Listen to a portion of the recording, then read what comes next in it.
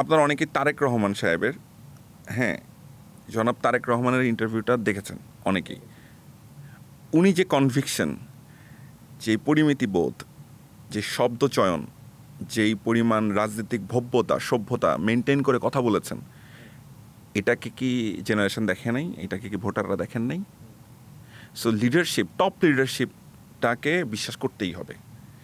Top leadership, উনি যে একটা বিশাল বড় পাওয়ার হোল্ড করেন ওনার দলের ভিতরে, এতে কারো সন্দেহ নাই।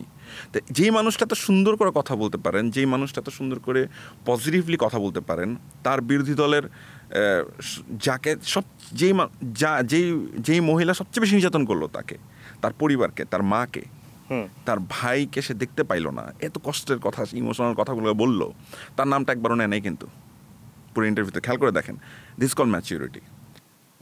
এবং বেগম জিয়াও তো যখন পতন হলো তখন এটা হচ্ছে, এটাকে বলে হচ্ছে আমি বলি royal, this is royal thing.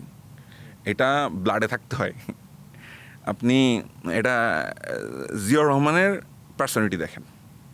আপনি একটা কথা বলছিলেন, দেশকে ভালোবাসতে হলে জিয়াউর রহমানকে ফলো করতে। অফকোর্স আমি এটা সবসময় বলি, এটা আমি সারা জীবনই বলবো।